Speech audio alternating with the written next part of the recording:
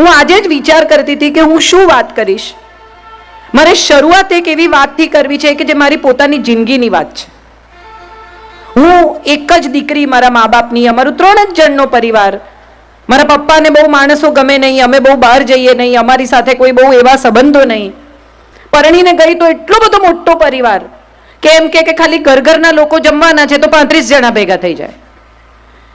એવા ઘરમાં હું પરણીને ગઈ ને મારા વડસાસુનો સ્વભાવ ભયાનક ખરાબ.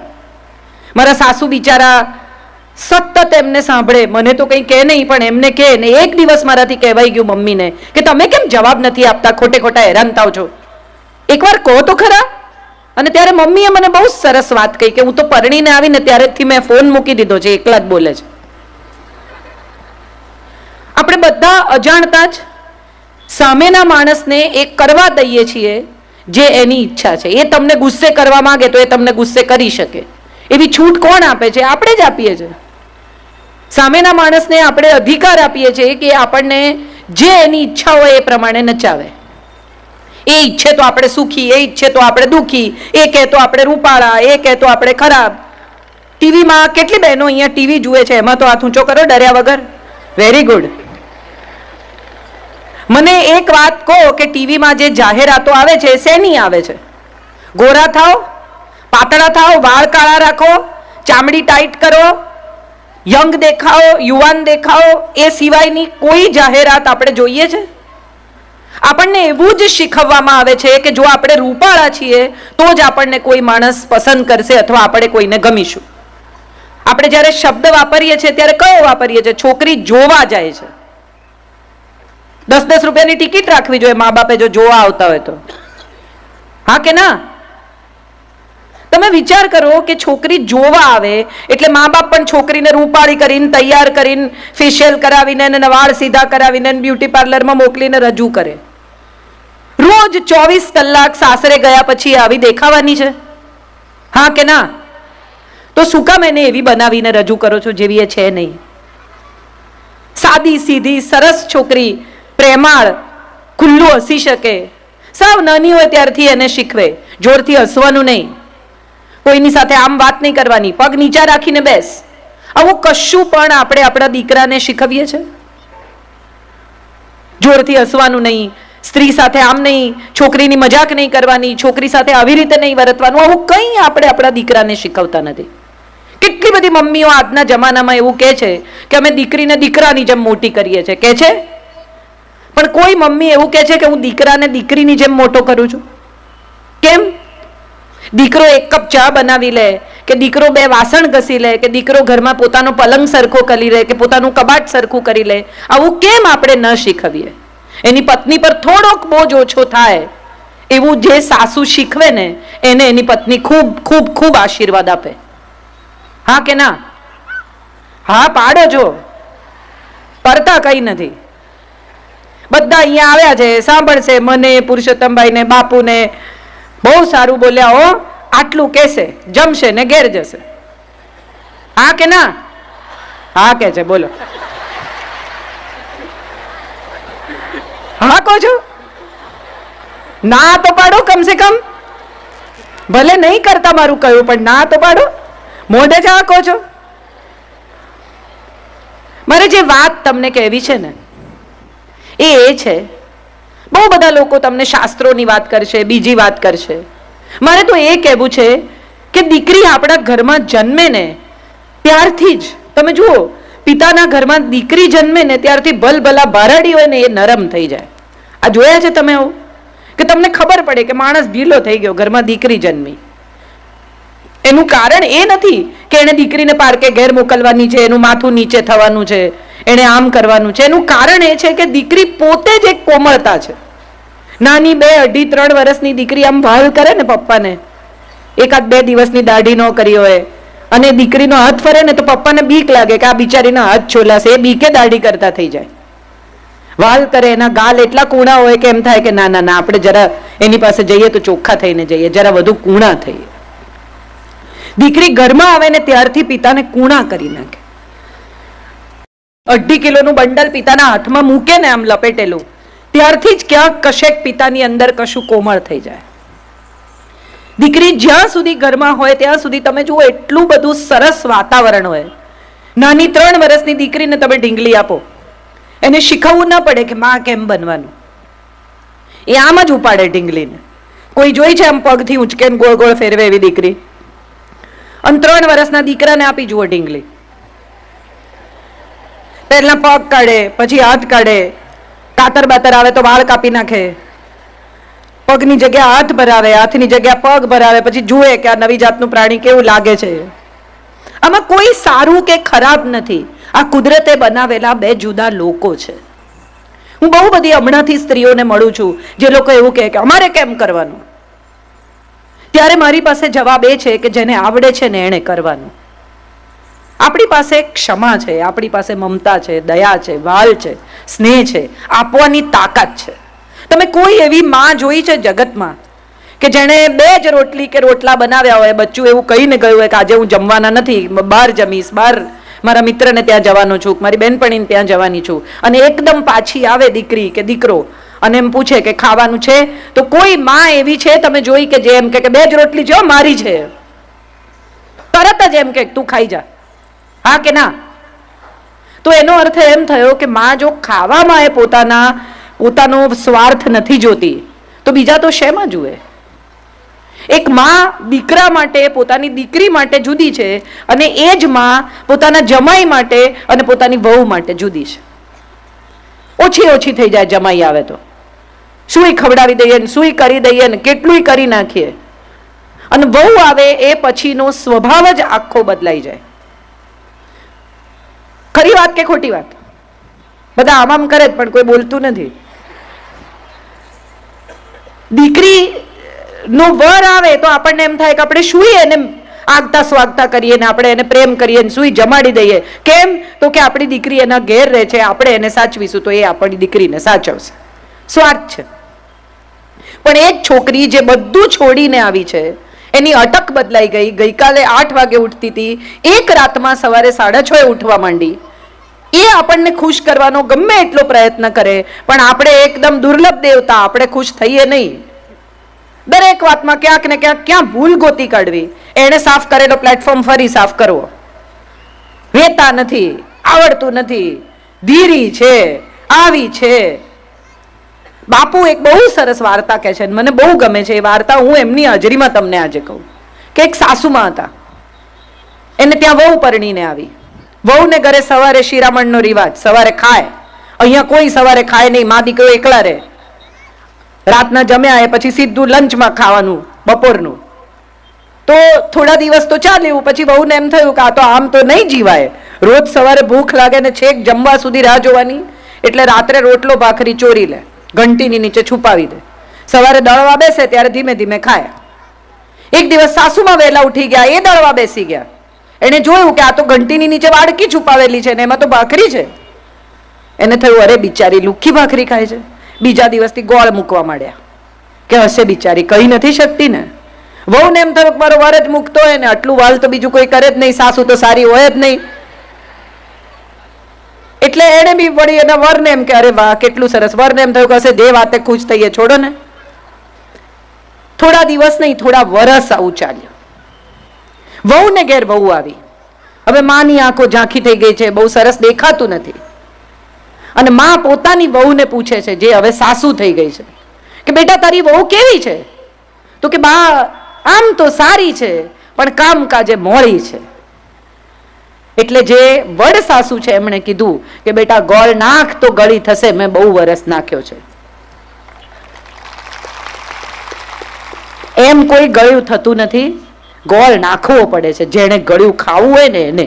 તમે રવો શેકવા માંડો એટલે શીરો ન થાય, એમાં ખાંડ આપણે જ નાખવી પડે, બીજું કોઈ નહીં નાખે બહારથી આવીને. આપણું ઘર, આપણો પરિવાર, આપણી દુનિયા, આપણા દીકરાની વહુ પરણીને આવી. એ 2 જણાને બહુ બનતું હોય ને તો સાસુને વાંધો પડે, બહુ ગેલો છે. અરે એક આનંદ થવો જોઈએ કે કેટલું સરસ મારા દીકરાને મારી વહુ સાચવે છે, ચાલો મારી ચિંતા ઓછી થઈ ગઈ. કેટલા વર્ષથી મમ્મી કહેતી હોય દીકરાને થોડું લીલું શાક ખાને, ટીંડોળા ચાખી જો, પરવળ ચાખી જો, ચોળી ચાખી જો.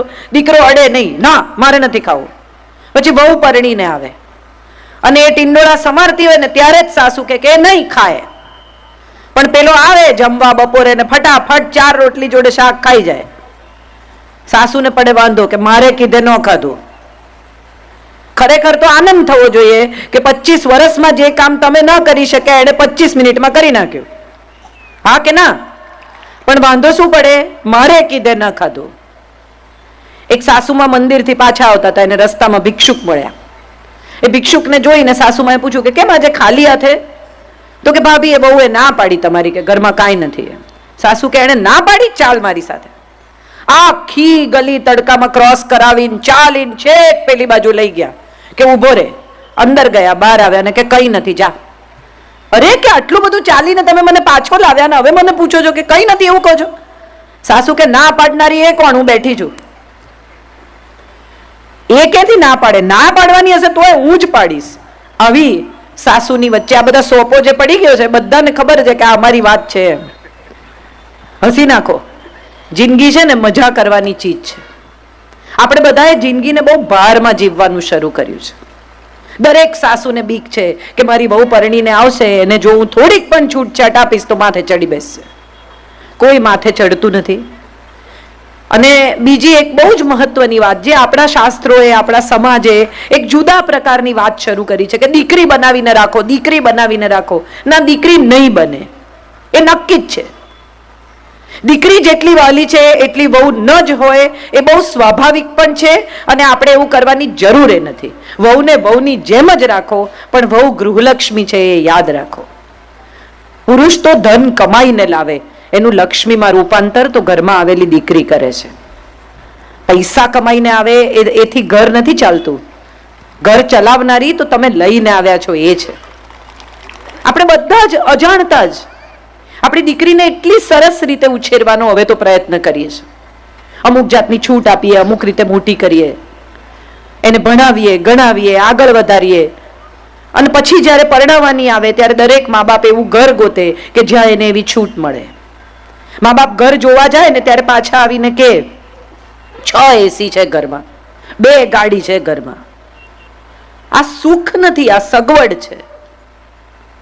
2 ગાડી હોય એ સગવડ છે, 6 એસી હોય એ સગવડ છે, કપડાં ધોવાનું મશીન હોય એ સગવડ છે. આ સુખ નથી.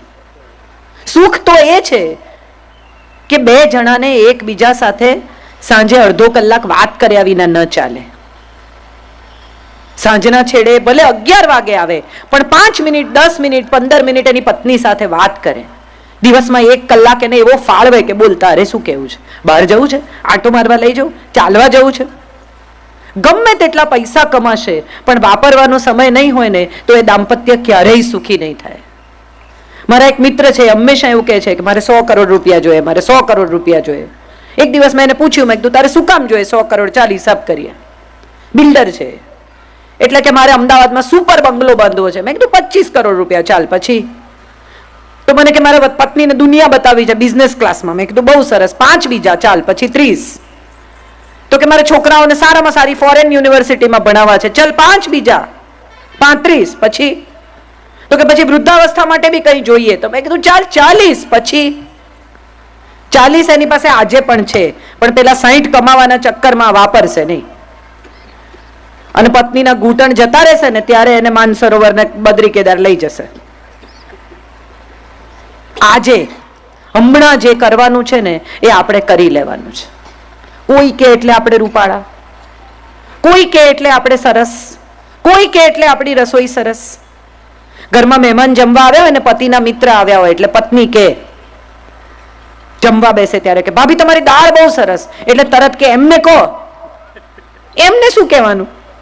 એ રોજ જ ખાય છે પણ એ વખાણ નથી કરતા તો નથી કરતા. જેને કર્યા એનો આભાર માનો. આપણે બધા જેની પાસેથી અપેક્ષા રાખીએ છીએ ત્યાંથી જ સુખ મળવું જોઈએ એવી આપણા બધાની શરત છે. આપણે બધા જ એ પરિવારમાંથી, એ ઉછેરમાંથી આવીએ છીએ કે પતિ કહે તો સરસ. પણ એવું જરૂરી નથી. તમને તમારી દાળ ખાઈને એમ થાય છે કે તમે સુપર દાળ બનાવો છો, તમને તમારી સુખડી ખાઈને એમ થાય છે કે વાહ મારા જેવી સુખડી કોઈ ન કરે, તો તમે મજા કરો. એ આવીને ખાય છે એનો અર્થ જ એમ કે એમને ભાવે છે. કેટલાક લોકોને એક્સપ્રેશન કરવાની, દેખાડવાની, કહેવાની આવડત ન હોય અને એમાંય ખાસ કરીને ભારતીય પુરુષોનો તમે વિચાર કરો તો તમને સમજણ પડે. 3 વર્ષનો છોકરો એને રડે ને એટલે એની મમ્મી ખકડાવે. છોકરી છે એટલે રડે છે, છોકરી છે રડવાનું બંધ કર. થોડો મોટો થાય, 10-11 વર્ષનો થાય એટલે અરીસામાં જોઈને આમ પટિયા પાડે તો એની મમ્મી કે અરીસામાં હું જોયા કરે, છોકરી છે. થોડો વધુ મોટો થાય, મમ્મીને વાલ કરવા આવે કે આ ઘરે છોકરીઓની જેમ ચોંટાચોટ નહીં. અને પછી જ્યારે થોડોક મોટો થાય, લગ્ન કરે, ત્યારે પત્ની પહેલી ફરિયાદ શું કરે? તમને તો કંઈ આવડતું જ નથી, તમને તો ઇમોશન જ નથી, તમને તો લાગણી દેખાડતા જ નથી આવડતું. પણ 3 વર્ષનું હતું ત્યારથી એને ધમકાવી એની લાગણી એને કંટ્રોલ કરતા શીખવી. પુરુષો દેખાડે નહીં, પુરુષો દેખાડે નહીં. મારે બધા બહેનોને પૂછવું છે, ખરેખર અને દિલથી પૂછવું છે, તમારા ઘરમાં શરૂઆતમાં પૈસા આવવાના શરૂ થયા થોડાક, ત્યારે પહેલો મા બાપનો વિચાર કર્યો? હા કે ના? હા કે ના? પછી છોકરાઓનો વિચાર કર્યો? હા કે ના? જવાબ આપો. આમ કરો છો તો હા. પછી તમારો વિચાર કર્યો, બરાબર? તમે કોઈ પણ ઘરના પુરુષ એવા જોયા છે કે જે અમદાવાદ ગયા હોય ને પોતાને માટે 6 શર્ટ લઈને આવ્યા હોય? કેમ હવે કોઈ જવાબ નથી આપતું? બધી સ્ત્રીઓ એવી ફરિયાદ કરે, હું ઘેર ન જાઉં ને પૈસા ત્યાં સુધી જમે જ નહીં. તમને ખરેખર એવું લાગે છે કે 40 વર્ષના, 35 વર્ષના, 50 વર્ષના, 55 વર્ષના માણસને પીરસીને જમતા નથી આવડતું? ખરેખર કોઈને એવું લાગતું હોય તો હાથ ઊંચો કરો. એને આવડે જ છે, પણ દિવસનો એટલો ભાગ તમે સામે બેઠા હો અને તમે હો ત્યારે જમે એવો એનો પ્રયત્ન હોય છે, એને કહેતા નથી આવડતું, એ એનો પ્રોબ્લેમ છે.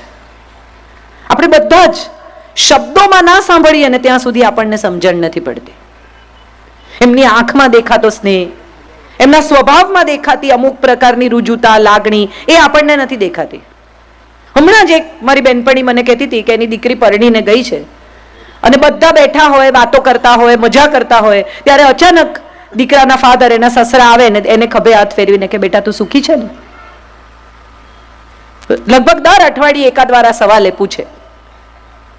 આ લાગણી નથી? એને આવડતું નથી જેવું સ્ત્રીઓને આવડે એવું. ઘરમાં ઝઘડો થાય ને ભડામ બારણું પછાડીને પુરુષ જતો રહે, તરત સ્ત્રી શું કરે? હવે તો સેલફોન આવી ગયા છે, તરત અમારે ઘેર ઝઘડો થયો, ઇમિડિયેટલી જે પહેલું દેખાયું એને ફોન કરીને ફરિયાદ કરી દેવાની.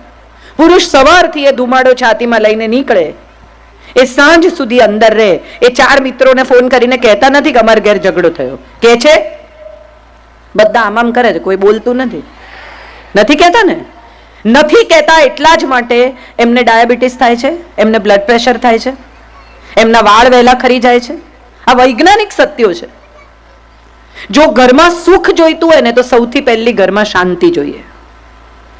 પરણીને આવેલી છોકરી પતિને ફરિયાદ કરે અને સાસુ દીકરાને ફરિયાદ કરે, આ ત્રાસ એના માટે એટલો થઈ જાય કે ઘેર કેટલા મોડા જવાય એવો પ્રયત્ન કરે. હા કે ના?